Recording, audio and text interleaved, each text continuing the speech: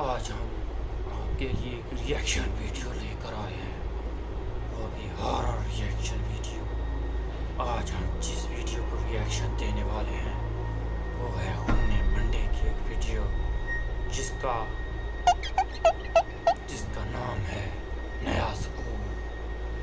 तो चलिए शुरू करते हैं। कुछ कहानियां ऐसी होती हैं जो आपके दिल को छू जाती हैं। बाकी दिल को छूने वाली कहानी है। आज की कहानी भी कुछ ऐसी ही है। गायत्री एक सिंगल मदर थी और हाल ही में वो अपनी 13 साल की बेटी आर्या के साथ मुंबई वापस शिफ्ट हुई थी। क्यों भाई, क्यों छोड़ दिया था? आर्या के पैदा होने पर गायत्री ने मुंबई छोड़ दिया था और वो अपने पति और माँ बाप को छोड़कर सबसे दूर रहने जब छोड़ कर गई तो वापस क्यों आई? चली गई थी। लेकिन अब वो 13 साल बाद फिर से वापस अपने पुराने घर में आई थी। अगले दिन आर्या का अपने स्कूल में पहला दिन था, जहाँ नए स्कूल में लेकिन मुझ में ऐसी कोई भी चीज नहीं है। मैं तो हर किसी से भागता हूँ। इनको पता नहीं क्या शौक है। जाकर लोग नए दोस्त और एक्सपीरियंसेस के लिए एक्साइटेड होते हैं। वहीं आर्या बेहद घबराई हुई थी, बिल्कुल वही मैंने जो बात कही। क्योंकि अक्सर लोग नई जगहों पर उसे एक्सेप्ट नहीं करते थे। इसकी वजह थी कि वो स्पेशल थी। उसका चेहरा और स्वभाव बाकी बच्चों से थोड़ा अलग था। उसके चेहरे पर हमेशा मुस्कान रहती थी, पर बोलने का अंदाज थोड़ा धीमा था। उसकी आंखों में एक अलग सी मासूमियत थी और वो हर चीज को औरों से ज्यादा महसूस करती थी। आर्या को डाउन सिंड्रोम था। वो क्या होता है भाई? डाउन सिंड्रोम एक जेनेटिक कंडीशन है, एक ऐसी बीमारी है जिसके साथ ही अच्छा, आखिरकार बता ही दिया। बच्चा पैदा होता है और इसकी वजह होती है हमारे शरीर में एक एक्स्ट्रा क्रोमोसोम का होना। इसका असर उस इंसान के फिजिकल डेवलपमेंट यानी शारीरिक विकास और लर्निंग एबिलिटी यानी सीखने की क्षमता पर पड़ता है।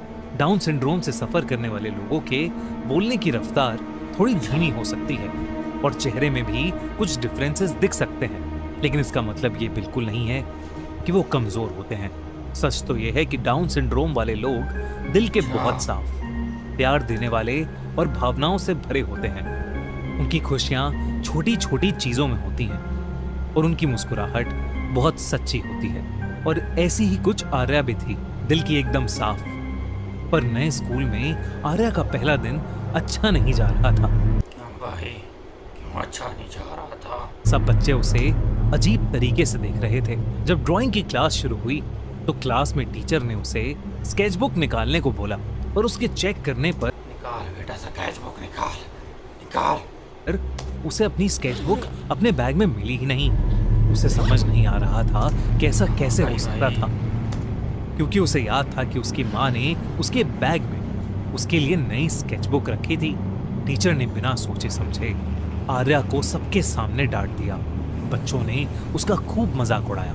टीचर के जाते ही 3 लड़के अयान, रोहित और कबीर उसके सामने हंसते हुए आए और उसे स्लो होने के लिए चढ़ाते हुए उसका मजाक बनाने लगे कि कैसे वो लोग उसके सामने उसके बैग से ड्राइंग बुक निकाल के ले गए और उसे पता भी नहीं चला। ये सुनकर उल्लू के पट्टे, डंडा ले आओ भाई, इनको मैं सीधा करूं। आर्या की आंखों में आंसू आ गए। उन तीनों ने आर्या की स्केचबुक उसके सामने फाड़ दी और आर्या जोरों से रोने लगी। ब्रेक में जब वो ग्राउंड में बैठकर रो रही थी तो उसे अपने कंधे पर किसी का हाथ महसूस हुआ। उसने ग्राउंड में इधर उधर देखा, लेकिन दूर दूर तक उसके सिवा वहां कोई नहीं था। पर जब उसने वापस जाने के लिए अपना बैग उठाया तो उसके बैग के ऊपर वही स्केचबुक रखी थी, पर एकदम नई। और तो और उसके अंदर नए स्केचेस बने हुए थे, उसके फेवरेट समुंदर के। ये क्या भाई, ये कहां से आई भौक? और उनके नीचे लिखा था दीप और आर्या। आर्या को ड्राइंग करना बहुत पसंद था और उसकी ड्राइंग टीचर उसे पसंद नहीं करती थी, क्योंकि आर्या अलग दिखती थी। इसलिए उसकी ड्राइंग टीचर उसके साथ भेदभाव करती थी और उसे क्लास में सबसे ज्यादा डांटती थी। एक बार तो उसने आर्या को पूरी क्लास के सामने एक राक्षसी बुलाकर उसे इंसल्ट किया। ये कोई टीचर पागल है? मुझे तो कोई जहनी मरीज ही लगती है। आर्या उस दिन भी बहुत रोई, लेकिन उसके अगले ही दिन उसकी ड्राइंग टीचर के साथ कुछ अजीब होने लगा। सो एकदम से उनका एग्जाम पेपर्स का फोल्डर गायब हो गया। उन्होंने उसे हर जगह ढूंढा, लेकिन वो पेपर्स उन्हें कहीं नहीं मिले। ये एक बहुत बड़ी गलती थी, जिसकी वजह से उस ड्राइंग टीचर को फायर कर दिया गया। पहले कहाँ सोई हुई थी, लापरवाही की भी इंतहा है। पर आर्या की दिक्कतें खत्म नहीं हुई। वो तीनों लड़के अयान, रोहित और कबीर फिर से उसका सामान छुपाने लगे और उसे तंग करने लगे। लेकिन आर्या ने अब कुछ नहीं कहा, सिर्फ एक मुस्कान थी उसके चेहरे पर, जैसे कोई था जो उसे हर वक्त देख रहा था और अपने जादू से उसकी छुपाई हुई चीजें वापस ला रहा था। एक दिन स्कूल के आखिरी पीरियड में उन तीनों लड़कों ने आर्या को एक छोटे से स्टोर रूम में बंद कर दिया। उस स्टोर रूम में सिर्फ अंधेरा था और कोई भी खिड़की नहीं थी। आर्या का दम घुटने लगा और वो चिल्लाती रही, लेकिन कोई भी उसकी बात नहीं सुन पा रहा था। लगता है वही साया जो इसकी मदद कर रहा है, वही आएगा, इसकी हेल्प करेगा, देखना तुम। तभी उस कमरे में एक तेज रोशनी आई। तब आर्या को दिखा कि करीबन उसके जितने बड़े लड़के का साया वहां खड़ा है।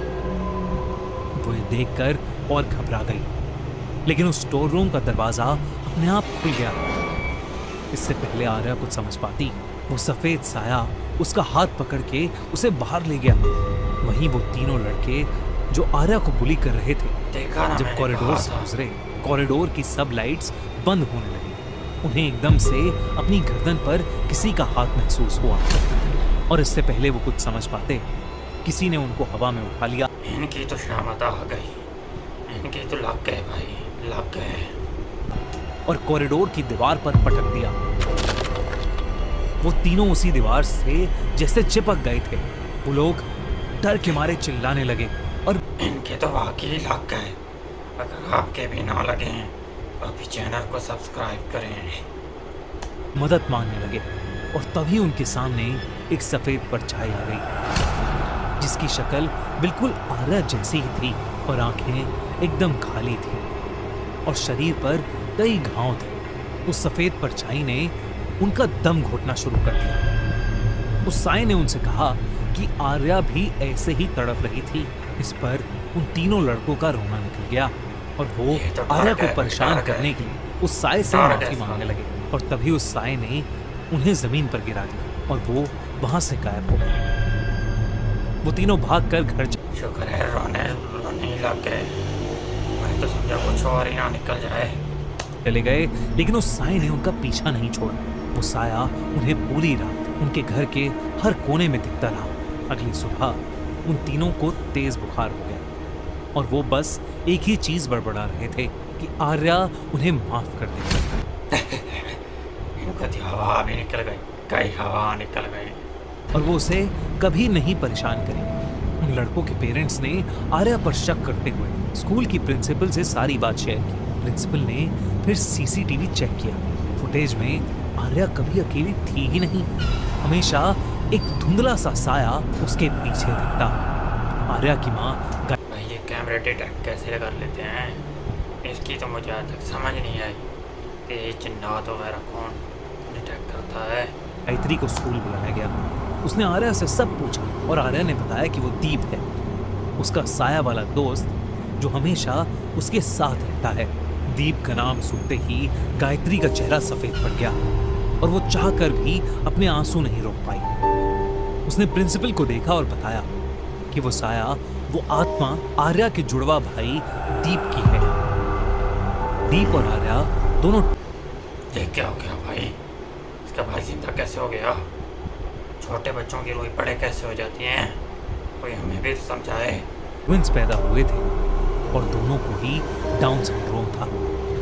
जहां गायत्री ने इसे भगवान की मर्जी समझकर उन्हें खूब सारा प्यार दिया, वहीं गायत्री के हस्बैंड ने उन बच्चों को कभी एक्सेप्ट नहीं किया। क्यों भाई, पैदा करते हो फिर एक्सेप्ट ही नहीं करते हो, लोगों के पट। एक रात जब गायत्री सो रही थी, तब शराब के नशे में उसके हस्बैंड ने दीप को जान से मार दिया। और दीप के चिल्लाते ही गायत्री की आंख खुल गई। गायत्री आर्या को लेकर अपनी जान बचाते बचाते वहां से भाग गई। उसने शहर बदला, अपना नाम बदला, पर हर स्कूल में आर्या को डाउन सिंड्रोम की वजह से परेशानी होती रही और हर सोसाइटी में आर्या के साथ भेदभाव किया जाता, उसका मजाक बनाया जाता। इसी के चलते वो वापस मुंबई आए, इस उम्मीद में कि मुंबई जैसे शहर में आर्या को शायद अलग महसूस नहीं होगा। गायत्री आर्या के फ्यूचर के लिए हमेशा भागती रही, पर उसे उस दिन एहसास हुआ कि दीप हमेशा वहीं रहा, उनके साथ, आर्या को प्रोटेक्ट करने के लिए। उस दिन के बाद सब बदल गया। अयान, रोहित, कबीर आर्या के पास आए। ये ऐसे कैसे बदल गए?